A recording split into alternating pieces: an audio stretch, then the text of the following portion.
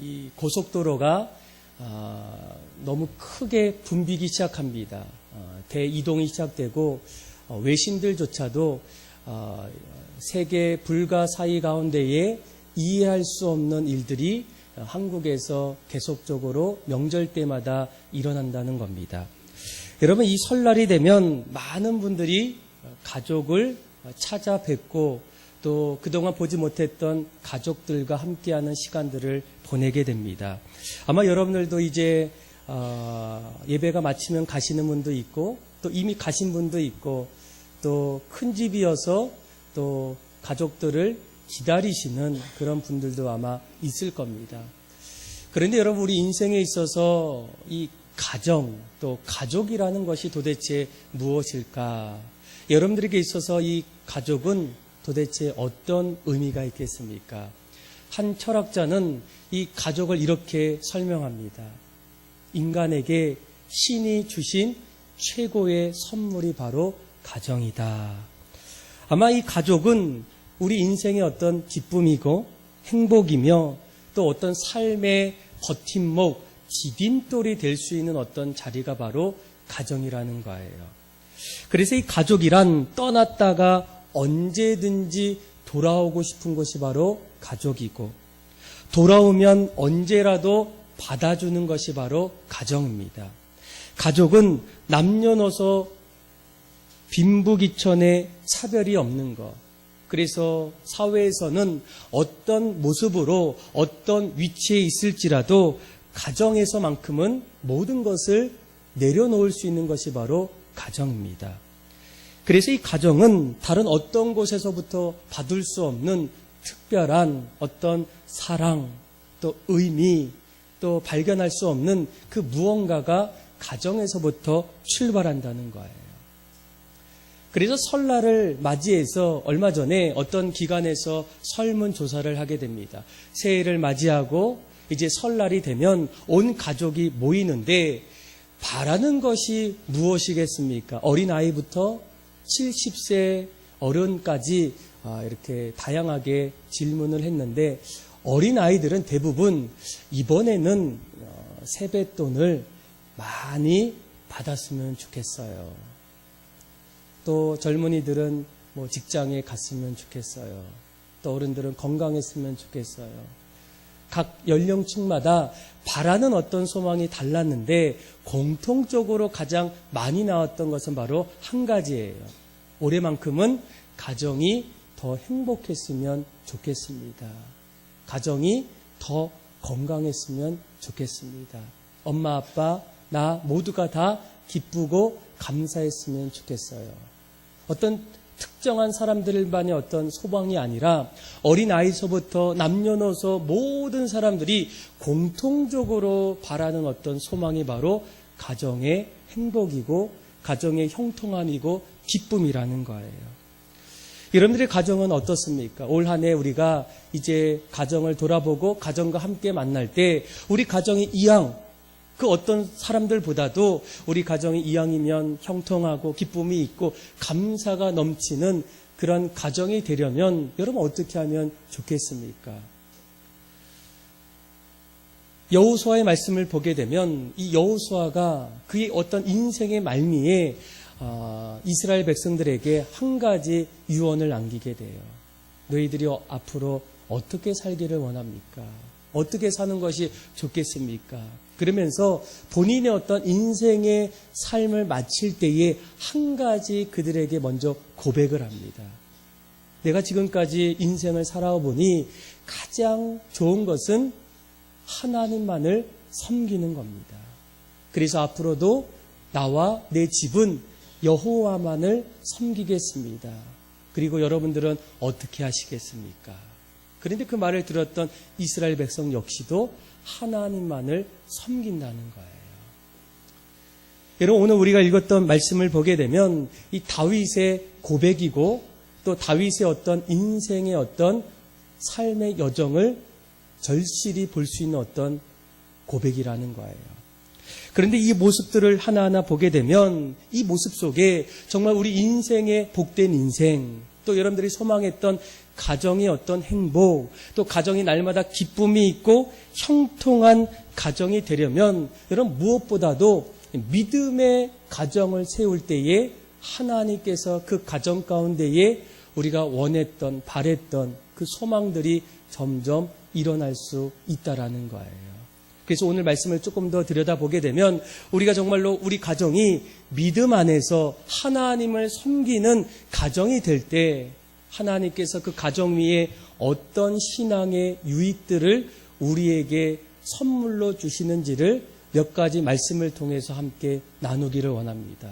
아울러서 이 말씀을 통해서 여러분들이 정말로 하나님을 온전히 섬기는 그런 가정이 되어서 여러분들이 원했던 또 소망했던 그런 가정의 형통함, 또 기쁨, 감사함이 넘치는 그런 가정의 삶이 다 되기를 주님의 이름으로 축복합니다. 오늘 다윗이 하나님을 섬길 때, 또 믿음의 가정이 하나님을 섬기는 가정이 될 때 어떤 일들이 여러분 일어나겠습니까? 우리 한번 오늘 8절의 말씀을 먼저 한번 읽어보겠습니다. 같이 한번 읽어볼까요? 시작. 내가 여호와를 항상 내 앞에 모심이여 그가 나의 오른쪽에서 계심으로 내가 흔들리지 아니하리로다. 아멘. 여러분들은 요즘에 평안하십니까? 아니면 평안하지 않으십니까? 요즘은 세상이 그 어떤 세상보다도 참 빠르게 흐른다라는 그런 생각을 절감하게 됩니다.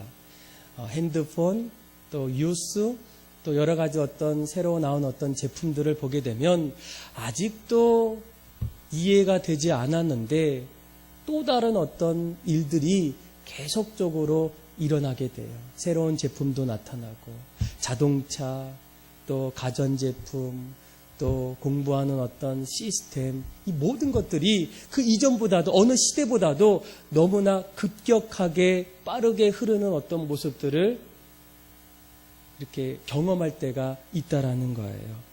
그래서 어떤 분들은 참 좋다, 우리 삶에 어떤 유익이 있다, 이런 어떤 이야기를 하지만 또 한편으로는 어떻습니까? 이 세상이 점점 빠르게 흐르다 보니까 내가 그 빠른 어떤 세상 속에서 뭔가를 준비하고 뭔가를 해야 되지 않나라는 그런 어떤 생각이 동시에 내 마음속에 들 때가 있다라는 거예요. 그러다 보면 내가 무언가를 준비할 때, 또 준비하지 않을 때 내 마음속에 자연스럽게 찾아오는 어떤 생각은 평안함보다는 불안한 마음, 염려하는 마음, 근심하는 어떤 마음들이 끊이지 않게 생길 수밖에 없다라는 거예요. 그런데 더 문제는 여기서 끝나는 것이 아니라는 거예요. 부모들이, 어른들이 이런 어떤 세상의 변화 속에서 불안해하고 걱정하고 근심할 때 우리 아이들도 결국 부모를 통해서 불안한 학습을 하기 시작한다는 거예요. 그리고 사회가 아이들에게도 불안한 시대를 그들에게 어떤 선물도 아닌 선물로 주기 시작한다는 겁니다. 아마 요즘 이 초등학교 아이들이 좀 책을 많이 이렇게 읽기를 원하는데 그 중에서 아이들에게 잘 읽혀지는 책 가운데 하나가 살아남기 시리즈라는 책이 있어요. 한두 권이 아니라 50권 넘게 세트로 나온 어떤 책입니다. 그런데 아이들이 좋아하는 이유는 아이들이 다양한 과학의 상식들을 아주 재미있게, 유익하게, 그래서 이 책은 배울 거리도 많고 읽을 거리가 참 많아요. 그런데 그 책 제목을 보게 되면 이런 제목들이 있어요. 한번 들어보세요. 비행기 사고에서 살아남기, 무인도에서 살아남기, 빙하에서 살아남기, 초원에서 살아남기, 바다에서 살아남기, 산에서 살아남기, 지진에서 살아남기, 바이러스에서 살아남기, 이상기후에서 살아남기, 우주에서 살아남기, 곤충 세계에서 살아남기, 여러 가지 어떤 주제를 가지고 살아남기예요. 물론 여러 가지 어떤 재미와 궁금증도 있지만 그 제목들 속에는 한 가지 느낄 수 있는 게 무엇이겠습니까? 이 아이들도 지금 이 시대에 뭔가를 준비하지 않고 또 열심히 뭔가를 대처하지 않으면 이 아이들조차도 자기가 살고 있는 그 시대에 살아남을 수가 없다라는 거예요. 아이들은 보통 초등학교부터 고등학교까지 13년을 같이 학교에서 공부하게 돼요. 그런데 언젠가부터 부모로부터 무엇이 시작합니까? 경쟁이 시작하고 서로 아이들과의 비교가 시작되고 또 등수가 매겨지는 어떤 일들 속에서 아이들 마음속에 언젠가부터 마음속에 그 자리에서 내가 밀리면 어떻게 될까? 5등도 아니고 10등도 아니고 이제는 바라볼 수 없는 그런 어떤 등수에 있게 되면 어떻게 될까? 이런 어떤 마음의 불안한 마음이 시작될 수밖에 없다라는 거예요. 더욱이 잘하면 또 경쟁에서 이기면 반드시 인생에 성공할 수 있다는 어떤 환상을 그들에게 심어줄 때 어떻습니까? 근데 현실은 그렇지 않다는 거예요. 아무리 학생들이 열심히 공부하고 소위 요즘 스카이 이런 어떤 대학에 들어가도 이제는 성공, 인생의 어떤 그런 삶의 어떤 행복을 보장할 수가 없다라는 거예요. 그런데 여전히 이 아이들은 어떻습니까? 이 불안한 어떤 삶의 현장에서 지금도 여전히 그들이 삶을 살고 있다는 거예요. 그런데 오늘 우리가 읽었던 이 다윗의 인생을 하나하나 들여다보게 되면 다윗도 우리와 동일하게 어쩌면 우리보다 더 심한 어떤 불안한 인생, 두려울 수밖에 없는 인생, 또 걱정과 근심 속에 빠질 수밖에 없는 인생을 살았던 사람이 바로 다윗이라는 거예요. 그가 이스라엘의 왕으로서 기름을 받기 이전에 그는 들판에서 날마다 양을 목축할 때 끊임없이 주변에는 이 맹수들이 이 양과 또 그들을 노리는 어떤 그런 위협이 있었어요. 하루하루가 안전하고 평화로울 수가 없어요. 긴장하지 않으면, 주변을 살펴보지 않으면 늘 맹수들이 언제 어디서 이 양들을 먹고 빼앗는 어떤 일들이 계속적으로 일어났기 때문입니다. 또 그가 기름을 받고 난 이후에 그의 삶은 평탄하지가 않았어요. 늘 사울 왕이 어떻습니까? 그를 시기하고 그래서 그를 죽이려고 군사들을 보내요. 심지어는 사울 왕까지도 다윗을 쫓아가서 그의 어떤 생명을 위협을 하기 위해서 날마다 찾아다닙니다.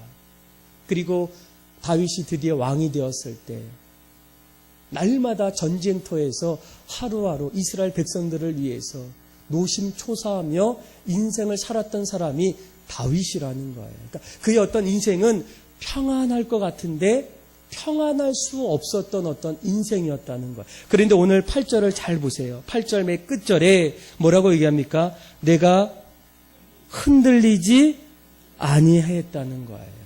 흔들릴 수밖에 없는 삶의 인생의 자리에서 불안할 수밖에 없는 그런 삶의 위치에서 늘 걱정, 근심이 쏟아지는 그런 어떤 자리에서 그가 뭐라고 고백합니까? 내가 흔들리지 아니했다는 거예요. 왜 그럴까? 8절 서두에 그 비결이 나와 있어요. 뭐라고 얘기합니까? 내가 여호와를 항상 내 앞에 모시었기에 그분이 내 오른편에서 내가 흔들리지 않도록 나를 도와주셨다는 거예요.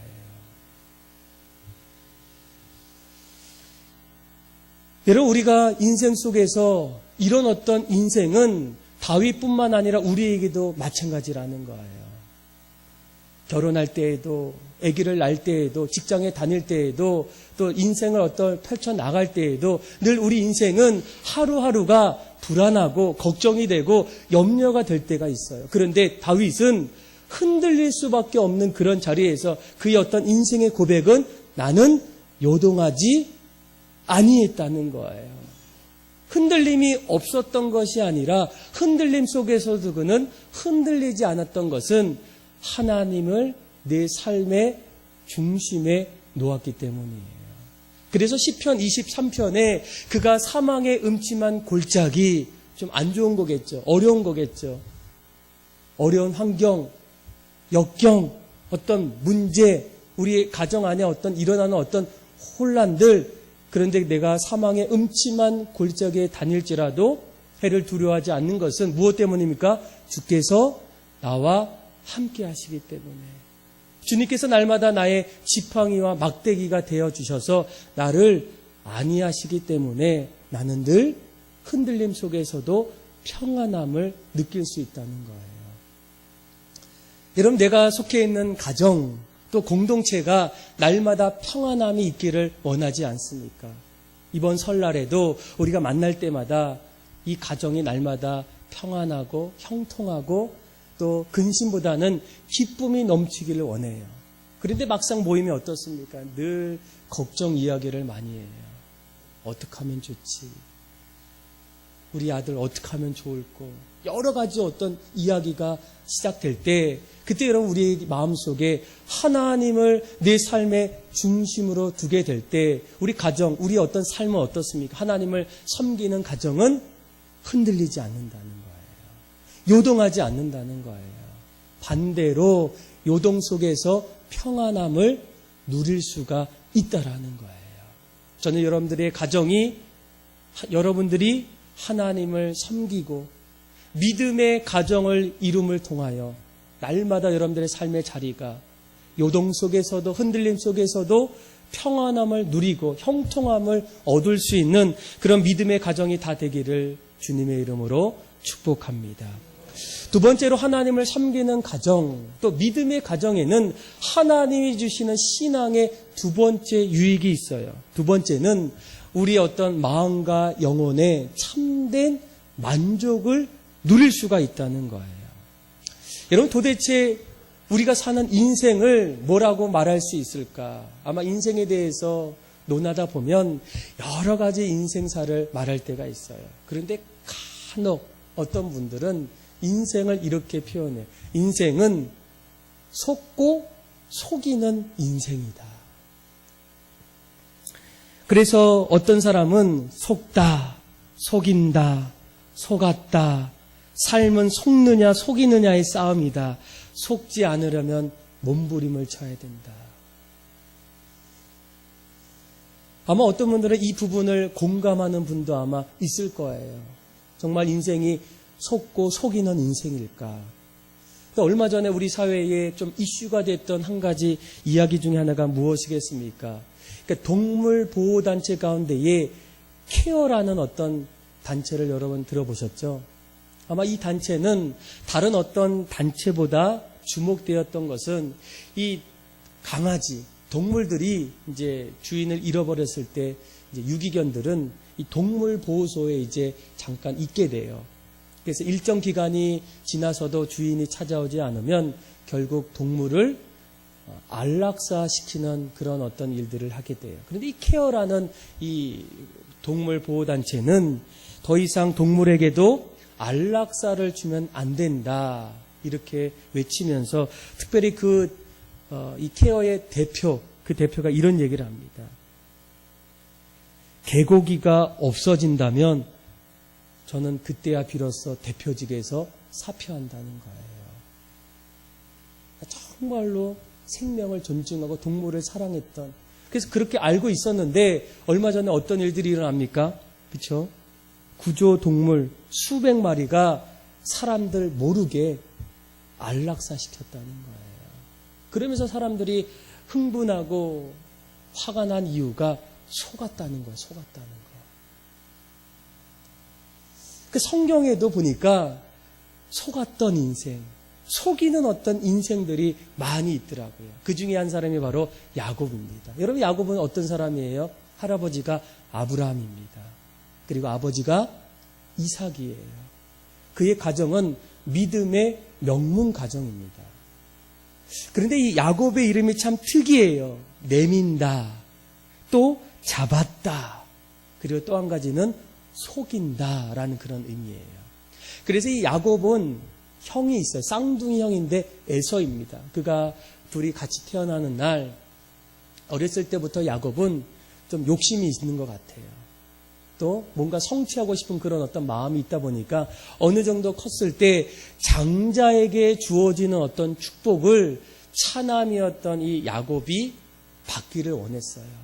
그래서 그가 했던 것이 무엇이겠습니까? 받기 위해서 아버지를 속입니다. 아버지가 나이가 드셔서 앞이 잘 보이지 않아요. 그래서 형은 털이 많아요. 또 털 있는 것처럼 꾸미고 또 목소리도 만들어서 아버지 앞에서 총명하지 않았던 그 아버지 앞에서 에서처럼 속임을 통하여 결국 장자의 어떤 축복을 받게 돼요. 그런데 그가 그 모습을 형이 알아차렸을 때 위험한 나머지 이제 도망갑니다. 야반 도주를 하게 돼요. 그리고 외삼촌이었던 라반의 집에서 있을 때 그가 어느 날 홍기가 되었을 때 결혼해야 되는데 그 외삼촌의 둘째 딸 라헬이 너무 마음에 드는 거야. 그래서 결혼하고 싶어서 물어보니까 7년 동안 일하라는 거예요. 일을 열심히 했는데 결국 첫날 밤 보니까 자기가 원했던 둘째 딸이 아닌 첫째 딸을 취하게 돼요. 그래서 다시 7년을 다시 일합니다. 나중에는 20년 동안 그곳에서 이 외삼촌에 의해서 속임을 받게 돼요. 그러니까 야곱도 속이는 어떤 인생이었고 또 한편으로는 속는 인생, 이런 어떤 인생의 어떤 모습이 이 믿음의 어떤 삶의 자리에서도 간간히 나타날 때가 있다라는 거예요. 그래서 우리가 참 속고 있는 게 얼마나 많이 있습니까? 사랑에 속아서 애태우는 분이 얼마나 많고 자식에게 속아서 속상해하시는 분이 얼마나 많습니까? 아마 이번 설날에도 어떤 분이 꼭 얘기하실 거예요. 내가 자식 때문에 속았어. 내가 믿었는데 속았네. 이런 어떤 이야기. 그렇죠? 또 젊음에 속는 분들이 얼마나 많습니까? 젊을 때에는 이 젊음이 오래 갈 거라 생각했는데 어느 순간부터는 그 젊음이 사라졌어요. 힘도 없고 아주 마음이 힘들고 괴로운 어떤 모습들을 맞이할 때가 얼마나 많습니까? 그래서 어떤 분이 우리 인생은 속고 속이는 어떤 인생, 이렇게 얘기할 때가 때로는 공감이 될 때가 있어요. 그런데 여러분, 우리가 인생 속에서 반드시 무언가 속고 있지만 속아서는 안 될 것이 한 가지 있어요.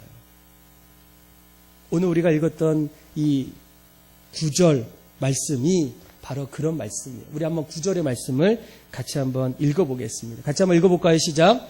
이러므로 나의 마음이 기쁘고 나의 영도 즐거워하며 내 육체도 안전히 살리니. 아멘.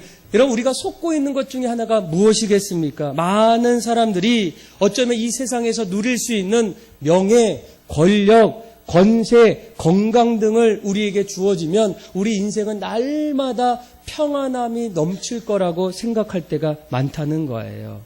그렇죠? 그래서 이런 어떤 생각은 일부분은 맞을 수 있어요. 그런데 이런 어떤 행복은 착각이라는 거예요. 만족한 것이 아니라 만족한 것처럼 보일 때가 많다는 겁니다. 솔로몬도 평생을 살면서 이것을 속아 넘어갔어요. 더 많이 가지면 행복하겠지. 더 많이 누리면 더 어떤 기쁨이 있겠지. 더 많이 알면 그 남보다 더 어떤 참된 어떤 행복이 찾아오겠지. 그렇게 해서 결혼도 부인도 너무 많아요. 가진 것도 너무 많아요. 이룬 것도 너무 많아요. 그런데 전도서의 말씀을 보게 되면 그가 한 문장으로 그 인생을 이렇게 표현해요. 모든 것이 헛되고 헛되며 헛되고 헛되니 모든 것이 다 헛되도다. 한 문장 안에 헛되도다라는 그 말을 5번이나 사용하는 것은 강조하는 거예요. 그럴 것 같은데 다 소용없다는 거예요. 다시 말하면 속지 말라는 거예요. 이 땅에서 우리가 정말 행복이라고 생각했던 물질, 명예, 권력 모든 것들이 사실은 어느 순간에는 다 사라진다는 거예요. 그런데 우리가 속지 말아야 될 것은 무엇이겠습니까? 우리 인생의 참된 평안은 하나님을 내 삶의 중심에 두었을 때 그가 뭐라고 얘기합니까? 9절에 이러므로 나의 마음이 어떻다고요? 기쁘고 나의 영도 즐겁고 내 육체도 안전하다는 거예요. 내 인생이 정말 참된 평화를 누리길 원할 때, 우리 가정이 정말 복된 가정이 원할 때 우리가 정말로 붙잡아야 될 것은 무엇이겠습니까? 하나님을 내 마음의 중심에 둘 때 그는 다윗은 고백해요. 내 마음도 기뻤고 내 영도 즐거웠고 내 육체도 불안함 속에서도 안전했다는 거예요. 그래서 여기까지 왔다는 거예요. 우리가 날마다 가정 안에서 모일 때, 또 명절이 될 때, 또 가정이 날마다 행복해지길 원할 때, 여러분 우리가 무엇을 붙잡고 무엇을 하나하나 이뤄 나가는 것이 가정의 큰 어떤 행복을 이룰 수 있는 비결이겠습니까? 오늘 성경은 다윗을 통해서 말하고 있어요. 여호와를 항상 내 앞에 모실 때, 하나님이 내 오른편에 계실 때, 그때 우리의 삶은 불안한 인생이에요.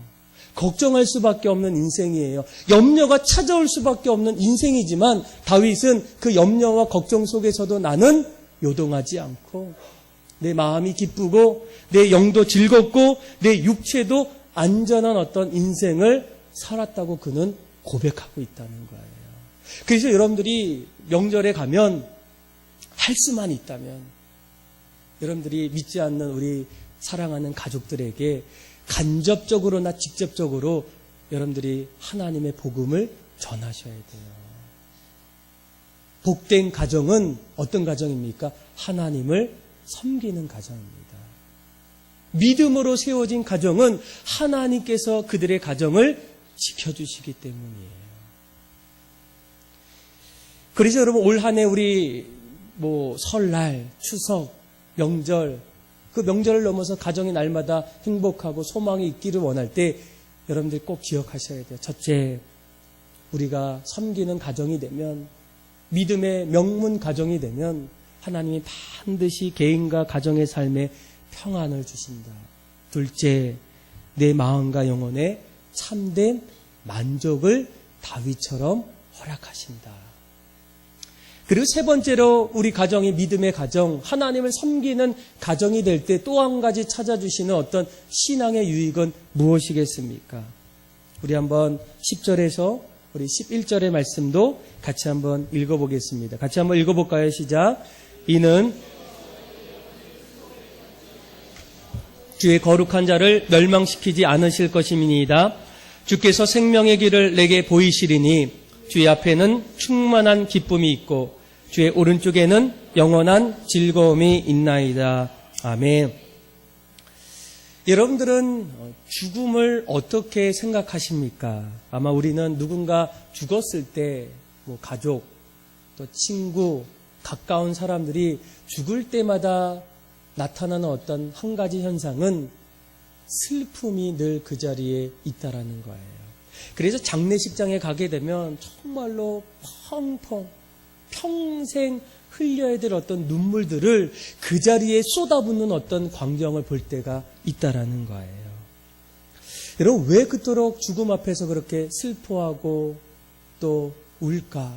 죽음이 도대체 뭘까?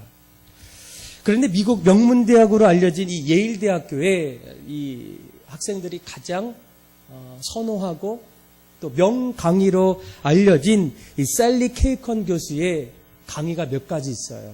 아마 우리가 그동안 정의, 저스티스, 정의란 무엇인가 아마 들어보셔서 책으로도 나왔는데 이 정의 외에도 또 강의 가운데 하나는 이 인생의 어떤 중요한 죽음, 데스, 죽음이 도대체 무엇일까? 이 학생들에게 인생의 죽음에 대해서 가르쳐줘요. 그러니까 명문대다 보니까 이 교수는 오직 논리와 이성으로 이 죽음의 본질, 죽음이 도대체 뭘까를 아주 이성적으로 학생들에게 가르쳐주게 돼요. 몇 가지를 학생들에게 가르쳐주는데 첫째가 죽음의 필요성 때문에 사람들은 이 죽음을 무거워한다는 거예요. 그러니까 이 죽음의 필요성은 인간은 반드시 어떻게 합니까? 죽는다는 거예요. 어떤 사람도 죽음 외에 사람은 없다는 거예요. 둘째, 죽음의 가변성. 인간은 얼마나 살지 모른다는 거예요. 그렇죠? 50살 살 수도 있고 장수할 수도 있고 그 이상으로 더 살 수 있다는 거예요.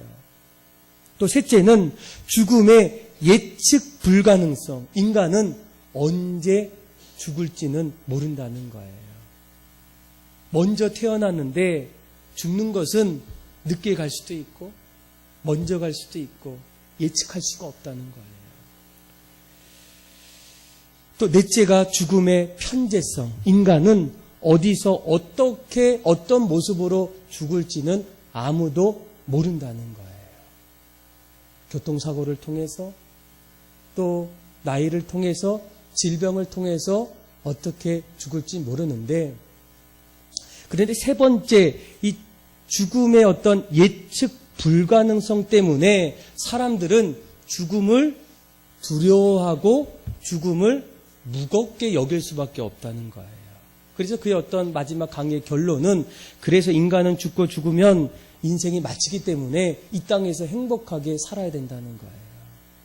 그리고 더 이상 인간은 볼 수가 없다라는 거예요. 그런데 오늘 말씀은 우리에게 그 죽음에 대한 어떤 소망을 우리에게 주게 돼요. 여러분, 우리가 정말로 하나님을 섬기는 가정되고 예수님을 우리의 삶의 주인으로 모실 때 내가 사랑하는 가족과 어떻습니까? 영원히 함께 할 수 있다는 거예요. 이것이 바로 세 번째 신앙의 어떤 유익이라는 거예요. 자, 한번 10절, 11절 말씀 보세요. 10절에 보면 주께서 우리의 영혼을 어떻게 했다고요? 수월에서 버리지 아니하셨다는 거예요. 죽으면 이제는 더 이상 끝이 나고 이제는 우리가 소망이 없는데 예수님께서 어떻습니까? 우리를 그 수월은 음부, 지옥을 얘기해요. 수월에서 우리를 버리지 아니하시고 더 중요한 것은 주의 거룩한 자를 어떻게 했다고요? 멸망시키지 아니하였다는 거예요. 죽음은 보통 사람들에게는 끝이다. 그래서 이별이고 더 이상 볼 수 없기 때문에 아픔이고 울음이고 늘 마음의 어떤 상심이지만 예수를 믿는 자에게는 죽음은 새로운 출발이라는 거예요. 그래서 11절에 그 어떤 모습을 또 다르게 어떻게 표현, 주께서 무엇을 우리에게 보이셨다고요? 생명의 길을 보이셨다는 거예요. 여러분, 왜 육체가 죽으면 부패할까? 생명이 없기 때문이에요.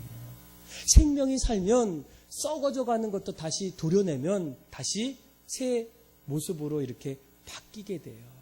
근데 죽음은 더 이상 생명이 없어요. 그런데 예수님께서, 하나님께서 어떻게 합니까? 주께서 우리에게 생명의 길을 보여주셔서 죽음이 더 이상 우리가 생각했던 끝이 아니라 영원한 삶의 시작이라는 거예요. 그래서 11절 후반절에 뭐라고 얘기합니까? 주의 앞에는 충만한 기쁨도 있고 영원한 즐거움도 우리에게 주어진다는 거예요. 이것이 우리가 주님을 섬길 때, 예수님을 내 삶의 중심으로 놓을 때 하나님께서 믿음의 성도들에게 주시는 특별한 어떤 신앙의 어떤 유익이라는 거예요. 예수님께서 이 땅에 오셔서 뭐라고 얘기합니까? 예수께서 가라사대 나는 부활이요 생명이니 나로 말미암지 않고는 하나님께로 갈 수 없다는 거예요. 디모데후서 1장 10절에는 한번 들어보세요. 이제는 우리 구주 그리스도 예수의 나타내심으로 말미암아 나타났으니 저는 사망을 패하시고 복음으로써 생명과 썩지 아니할 것을 드러내심지라. 그러니까 예수님께서 이 땅에 오시고 예수님께서 십자가의 부활을 통하여 잠자는 죽었던 자들의 어떤 첫 열매가 되어주실 뿐만 아니라 이제 지금도 여전히 살고 있는 우리들에게 날마다 영원토록 살 수 있는 그런 소망을 우리에게 주셨기 때문에 하나님을 섬기는 가정, 예수님을 나의 중심에 두는 사람들에게는 어떻습니까? 충만한 기쁨도 있고 영원한 즐거움도 우리에게 날마다 주어진다는 거예요. 이것이 바로 하나님을 섬길 때에 예수님을 나의 구주로 고백하는 성도들에게 하나님께서 우리에게 주시는 어떤 은혜라는 거예요. 아마 오늘도 내일도 이제 설날이 되면 아마 여러분들도 이제 가족들끼리 그동안 보지 못했던 분들 다 만나겠죠. 마음속에 얼마나 보고 싶어 가겠습니까? 함께하고 싶었겠습니까? 또 돌아가신 분들 얼마나 보고 싶겠습니까? 어머니, 또 아버지, 할아버지, 늘 그 어렸던 그 시절에 기억났던 할아버지, 할머니. 더 이상 볼 수 없는 그런 어떤 자리가 아쉽고, 그래서 그런 날이 올 것 같아서 날마다 가족들이 모이는 그 자리에 오늘 말씀은 우리에게 더 큰 어떤 소망의 어떤 말씀을 우리에게 주게 된다는 거예요. 주님께서, 하나님께서 우리에게 생명의 길을 보여주셨다는 거예요. 죽음의 길이 아니라, 끝나는 인생의 길이 아니라 영원토록 함께할 수 있는 그런 생명의 길을 보여주시기 때문에 하나님 앞에서 이것은 우리에게 기쁨이고 충만이고 영원토록 우리에게 남게 될 어떤 은혜라는 거예요.